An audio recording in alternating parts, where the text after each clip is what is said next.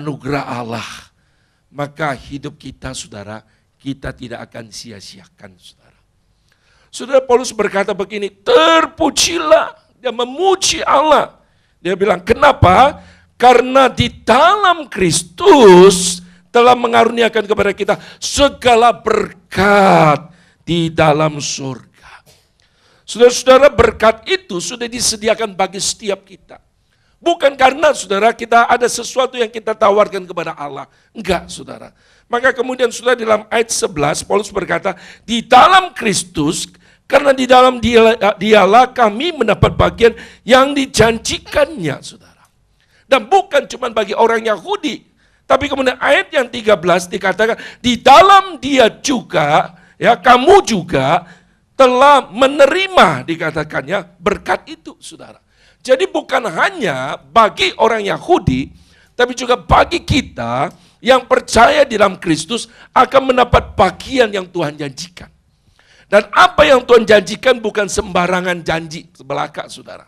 Karena sudah perhatikan di dalam ayat 14 dikatakan Roh Kudus itu adalah jaminan bagian kita sampai kita memperoleh seluruhnya, yaitu penebusan yang menjadikan kita milik Allah untuk memuji kemuliaannya. Saudara, jaminan ini dalam bahasa Grekanya itu arabon, bukan Arab, bukannya saudara-saudara ya, bukan bohong saudara. Arabon itu artinya begini, arabon itu artinya uang muka, saudara. Tanda jadi. Jadi saudara-saudara, Tuhan janji menebus hidup kita yang tadinya kita hina, saudara, yang kotor, yang tidak berharga, lalu kemudian dipilih oleh Allah. Kita mendapatkan grace, kita mendapatkan hesed, saudara. Itu sebabnya Allah tidak hanya berhenti sampai pada penebusannya, tapi dikatakan bahwa kita akan menerima berkat di surga nanti. Karena Allah sudah memberikan uang jaminan, uang muka kepada kita, saudara. Itu nanti kita akan menerima. Itu berarti berbicara tentang apa? Kepastian, saudara. Saudara-saudara, saya coba berpikir, saudara. Siapa kita, saudara? Sampai Allah begitu peduli kepada kita. Saudara, kita adalah orang yang mendapatkan grace dari Tuhan. Mendapatkan anugerah Tuhan yang luar biasa. Saudara, saya ingin tampilkan sebuah kisah yang menarik. Saudara mungkin pernah tahu laut yang terdalam itu, saudara-saudara, ada di tempat yang namanya Parit Mariana, saudara ya. Saudara tahu Parit Mariana ini dekat Filipina kalau sudah lihat ya. Sorry, tolong dikembalikan, bisa ini saya pencet di sana kok. Oke. Malah jalan terus. Kok dari tadi? Oke, lah. Oke, saudara perhatikan ini dekat Filipina di sini. Saudara-saudara yang terkasih dalam Tuhan, ini adalah laut yang dalam sekali. Saudara-saudara yang terkasih dalam Tuhan, dikatakan begini, kok nggak bisa lagi? Halo, malah nyangkut-nyangkut. Loh, kok kembali ke sini? Mbak, tolong Mbak. Dia tidak mau keluar gambar ini. Kok gambar ini terus yang muncul? Oke, terus. Oke. Loh. Ini namanya bercanda, saudara ya. Oke. Loh, kenapa hilang lagi? Oke, saudara-saudara, kurang lebih saya cerita begini saja. Saudara-saudara, kalau sudah perhatikan kedalaman dari laut ini, saudara kurang lebih 11 kilometer.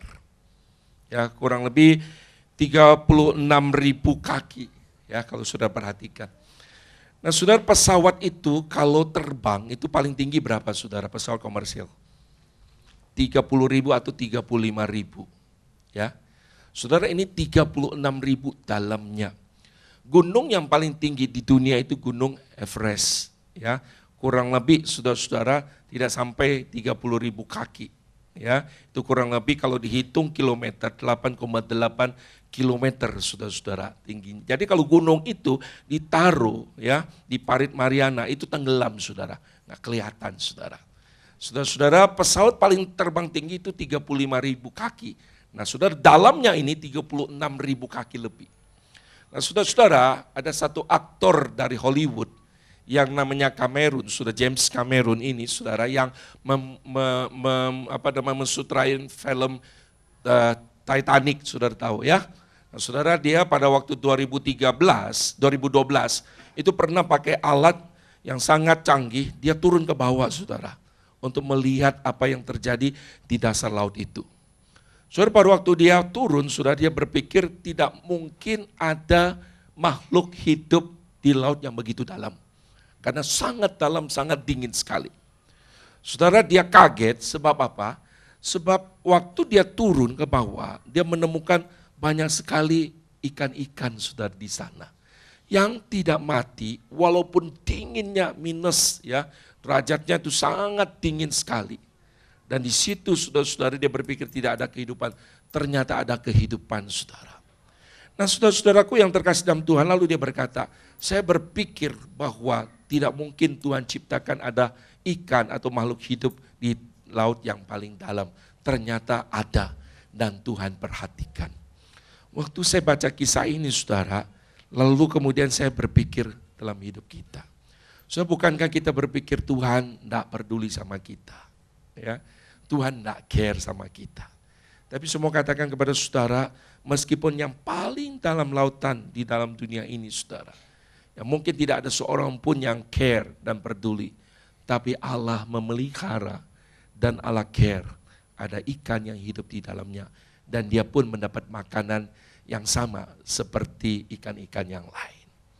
Saudara, saya berpikir bahwa sesungguhnya, saudara, hidup kita itu di take care oleh Tuhan luar biasa. Dan itu anugerah Tuhan yang luar biasa di dalam hidup kita. Itu sebabnya saudara-saudara, mari kita bersama-sama hari ini. Ketika kita bicara tentang from grace to glory, kita ingat kebaikan Tuhan. Yang kedua, saudara, jangan pernah lupa anugerah Tuhan. Kita hidup di dalam anugerah Tuhan. Saudara, kita tidak hanya bicara saving grace, tapi kita bicara tentang living grace, saudara. Saudara, Paulus berkata begini, kamu sudah mendapatkan anugerah di dalam Kisah Rasul pasal yang ke-13. Hendaklah hidupmu diteruskan di dalam anugerah. Jangan berhenti waktu engkau sudah dapat anugerah, lalu engkau berhenti begitu saja. Tapi hendaklah hidupmu diteruskan di dalam anugerah. Saudara, Yudas pasal 4 ayat yang keempat berkata begini, ada banyak orang yang menyalahkan kasih karunia Allah. Saudara, Tuhan sudah berikan kasih karunia Allah kepada kita, anugerahnya kepada kita. Tapi seringkali, saudara, kita sia-siakan anugerah Allah itu. Dan hidup tidak sesuai dengan apa yang Tuhan katakan, saudara. Saudara, hari ini saya ingin kita bersama-sama perhatikan ayat yang ke-18 ini berkata begini. Ayat 18, dan supaya kita dan aku berdoa supaya Tuhan menjadikan mata hatimu terang, agar kamu mengerti pengharapan apa yang terkandung di dalam panggilannya. Saudara-saudara yang terkasih dalam Tuhan, hidup kita ini adalah oleh anugerah Tuhan. Saudara, kita sudah sadar, kita itu diselamatkan oleh anugerah Tuhan. Kita jangan lupa anugerah Tuhan. Tapi setelah dapat anugerah Tuhan, lalu bagaimana, saudara? Apakah kita lupa, kita diam-diam saja, atau kita membagikan anugerah Allah? Saudara, GKBJ ketika tadi saya masuk 8 tahun. Terus saya berpikir, Tuhan, 8 tahun luar biasa ya. Saya ingat tahun 2006, saudara, ketika gereja ini dimulai. Saudara-saudara yang terkasih dalam Tuhan, gereja ini dimulai dengan anugerah Tuhan. Dengan belas kasihan Tuhan. Saudara, saya ingat pada waktu saya diminta untuk memulai gereja di tempat ini. Saudara, satu doa saya hanya begini kepada Tuhan. Tuhan, gereja ini akan dimulai. Tapi saya minta Tuhan tanggung jawab. Saya nggak bisa lakukan apa-apa. Saya nggak tahu, sebab begini saudara-saudaraku. Tidak pernah saudara orang memulai gereja itu adalah biasanya mulai saudara dengan jemaat lalu ada gereja. Saudara, ini Tuhan kasih gereja dulu, jemaatnya kita nggak tahu. Saudara, betul-betul. Ya, itu sebabnya saya berkata kepada Tuhan, Tuhan sudah berikan tempat ini dan kita akan memulai pelayanan di tempat ini. Dan saya tidak tahu siapa jemaatnya, siapa yang akan terlibat dalam pelayanan. Saya ingat satu kali ketika saya khotbah di satu gereja di Kalam Kudus, saudara, saya diperkenalkan menjadi gembala sidang dari, itu bulan Juli tahun 2006. Diperkenalkan jadi gembala sidang GKBJ Kelapa Gading. Lalu jemaat tanya sama saya, Pak, jemaatnya berapa? Dia bilang, padahal mulainya bulan Agustus, kalau nanti sudah lihat tanggal 12 Agustus kita peresmian dan ibadah pertama tanggal 13. Saudara mau tahu, waktu itu saya bingung jawabnya, saudara. Waktu itu jemaat tanya, Pak, kira-kira jemaat Bapak Gembala itu berapa orang? Saudara, saya bingung, lalu saya berdoa begini, minta hikmat Tuhan, dan saya jawab, tak terkira, gitu ya. Saudara, dia bingung, apa maksudnya tak terkira? Maksudnya aku enggak bisa kira gitu ya, enggak bisa duga, saudara, berapa jemaatnya, orangnya belum ada, tak terkira. Tapi iman saya yang kedua, tak terkira itu banyak, begitu ya.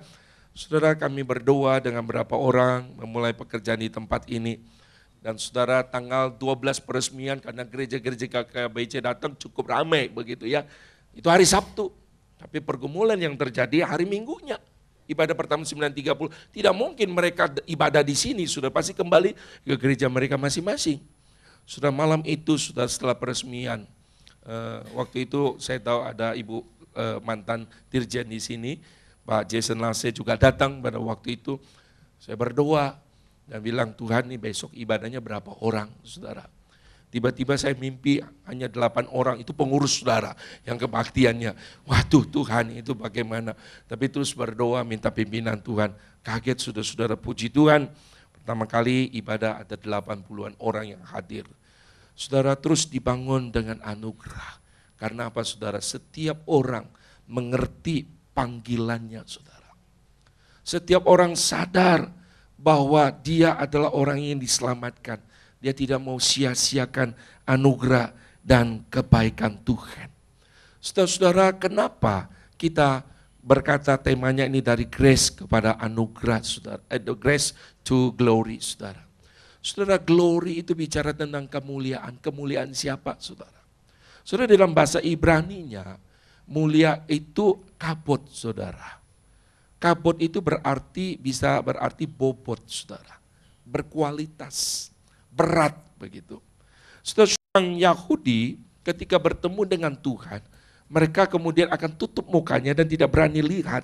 Waktu mereka melihat kemuliaan Tuhan, mereka berkata, celaka, kami mati. Sebab apa? Kualitasnya beda. Kita orang yang berdosa, Tuhan suci, kudus. Itu sebabnya Musa sekalipun teman dekat dengan Tuhan, pada waktu Tuhan menampakkan diri kepada Musa, Musa tidak bisa berani lihat mukanya, hanya lihat belakangnya dari Tuhan, saudara. Waktu Yesaya bertemu dengan Tuhan, di dalam Yesaya pasal 6, dibilang celaka aku akan binasa. Saudara-saudaraku yang terkasih dalam Tuhan, tetapi saudara perhatikan, waktu Allah menciptakan manusia menurut gambar dan rupa Allah. Dan saudara perhatikan, Mazmur pasal 8 berkata, apakah manusia sehingga engkau mengindahkan? Apakah manusia sehingga engkau memperhatikannya? Bahkan engkau membuat manusia dengan memahkotai dengan kemuliaan dan hormat. Kok manusia dimahkotai dengan kemuliaan dan hormat? Saudara, Paulus berkata, ketika manusia jatuh dalam dosa, maka dalam Roma pasal 3 ayat 23 dikatakan, semua manusia telah berdosa dan hilang kemuliaan Allah. Jadi disejajarkan, saudara, artinya kemuliaan Allah itu saudara berbanding dengan yang namanya dosa. Saudara, ketika orang tidak hidup menurut anugerah Allah, orang itu berbuat dosa, kemuliaan Allah itu saudara, itu menjadi redup di dalam hidupnya. Soal itu sebabnya saudara, ketika kita bicara tentang dari grace ya menuju glory, saudara, Tuhan sedang bicarakan satu hal kepada kita. Hidup kita ingat baik-baik akan saving grace. Kita jalani living grace dengan benar di hadapan Tuhan. Dan ingat, waktu kita menjalani hidup ini saudara, hidup kita untuk kemuliaan Tuhan. Suatu hari saudara-saudara, waktu kita bertemu dengan Tuhan, Tuhan akan timbang saudara, hidup kita berat atau ringan. Saudara, kita mengatakan aku memuliakan Tuhan, aku hidup untuk Tuhan. Oke, di gereja ya. Tetapi kemudian di hadapan Tuhan, Tuhan tahu hidup kita apakah berbobot atau tidak. Berbobot artinya saudara, apakah betul-betul hidup kita menyenangkan hati Tuhan atau tidak, saudara. Saudara-saudaraku yang terkasih dalam Tuhan, saya berdoa agar kita menyadari kalau kita sudah diselamatkan oleh Tuhan, hidup kita berkali-kali ditolong oleh Tuhan. Saudara jangan pernah lupa akan kebaikan Tuhan. Ingat waktu yang Tuhan berikan kepada kita itu sangat singkat sekali. Saudara Liu Rongsen itu 6 kali dia lolos. Saudara, saya tidak tahu dia percaya Tuhan atau tidak. Tapi saudara, seandainya saudara-saudara, kalau dia percaya kepada Tuhan, saya berdoa agar sungguh-sungguh di dalam 6 kali maut yang sudah dilewati dengan pertolongan Tuhan, dia betul-betul hidup serius untuk Tuhan. Sampai yang ketujuh itu berarti dia tidak lolos, artinya waktu Tuhan sudah sampai buat dia. Saudara-saudara, saya berpikir hidupku 2 kali ditolong Tuhan. Waktu pertama lahir, mau lahir di jalan, yang kedua hampir tenggelam. Ya, semua saya juga pernah ditolong oleh Tuhan. Pada waktu dulu retreat di Kinasi, ditabrak truk, saudara. Jadi bionic woman juga, semu gitu ya. Pernah ditabrak mental, saudara-saudara, hampir 2 meter. Saya lalu kemudian pulang, saya bingung dari retreat, bukan bawa, biasanya sukacita bengkak, saudara ya, bengkak, lalu hadap dengan saya tanya kenapa, habis ditabrak, lalu di ronsen, ternyata enggak apa-apa. Lalu kemudian saya berkata, Tuhan kasih kamu anugerah. Seperti Tuhan perpanjang umur Hizkia 15 tahun. Itu sebabnya jangan lupa anugerah Tuhan, hidup untuk kebaikan Tuhan. Saudara tenangkan dirimu di hadapan Tuhan. Pikirkan baik-baik, saudara. Saya ingin tampilkan satu ayat terakhir, saudara. Saudara-saudara dalam Yohanes pasal yang ke-17 ayat yang ke-4. Tuhan Yesus berkata begini, Aku telah mempermuliakan engkau di bumi dengan jalan menyelesaikan pekerjaan yang engkau berikan kepadaku untuk melakukannya. So mari kita baca bersama-sama. 1, 2, 3.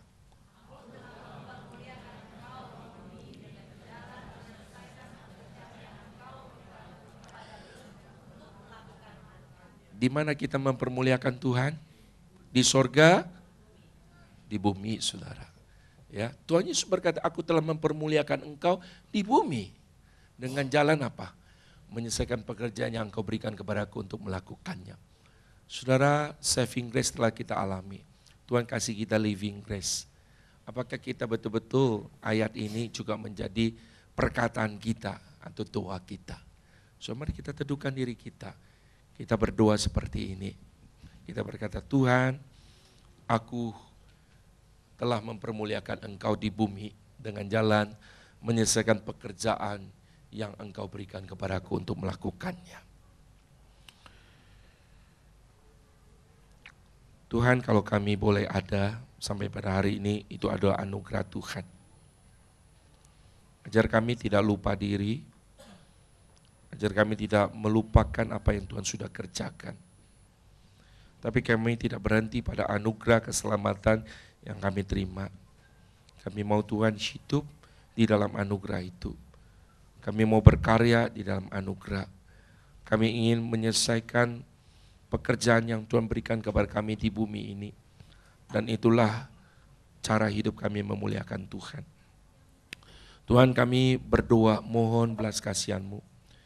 Ketika kami boleh lewati gereja ini 8 tahun, kami bersyukur tidak ada satupun yang bisa meninggikan diri kami. Tuhan, kami hanya alat yang dipakai oleh Tuhan. Tuhan, pakailah setiap kami, tolong setiap kami. Tuhan, segala hormat kemuliaan bagi Tuhan. Gereja kami serahkan dalam tangan Tuhan. Di tengah segala pergumulannya, Tuhan menuntun.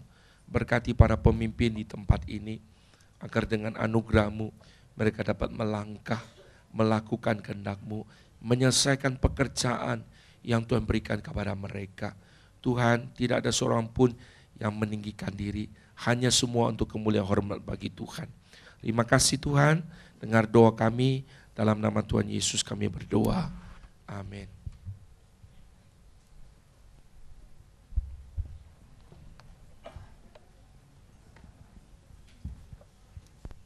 Baik Bapak Ibu Saudara, saya sungguh percaya kita semua diberkati siang hari ini oleh Tuhan, oleh pemberitaan firman Tuhan dan hadirat Tuhan di tempat ini. Dan masih ada beberapa hal yang akan membuat kita sungguh bersuka cita di tempat ini, karena kita akan mendengarkan beberapa kesaksian. Nah ini baru sekali ini terjadi Bapak Ibu Saudara di gereja Tuhan di tempat ini, di mana anak sekolah minggu, anak-anak sekolah minggu akan berkolaborasi bersama dengan para senior-senior kita di usia bahagia. Lewat pujian dan permainan angklung, mereka akan bersama-sama memuji Tuhan. Kita berikan tepuk tangan paling meriah buat Tuhan kita. Ya, presentasi ini akan mengiringi persembahan kita, amin. Ya. Jadi sambil kita menikmati kesaksian melalui anak-anak sama omah-omah. Sekolah minggu dengan usia bahagia, okay. betul. Kita juga mau dengan sukacita memberikan persembahan, tapi sebelumnya doa dulu. Kita bangkit berdiri sama-sama Bapak Ibu Saudara, dan kita akan doakan persembahan kita.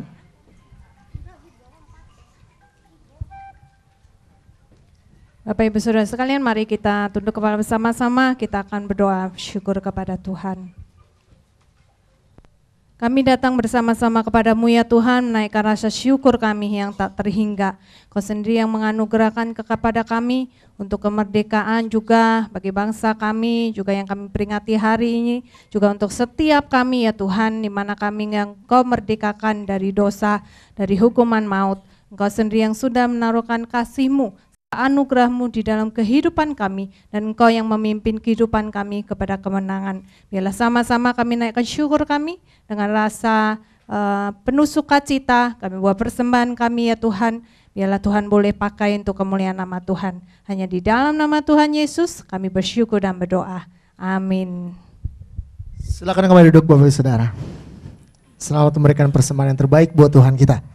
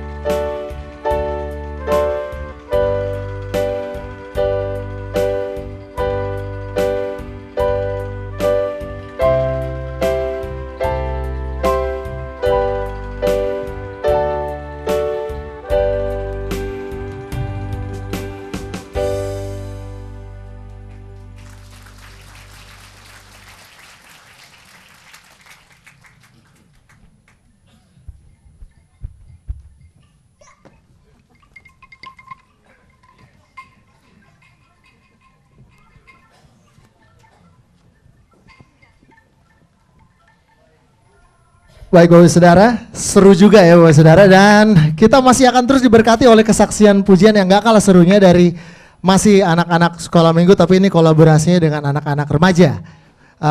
Mereka akan menyanyikan satu pujian dengan gerak yang berjudul Saving Me. Kita berikan tepuk tangan paling meriah buat Tuhan kita.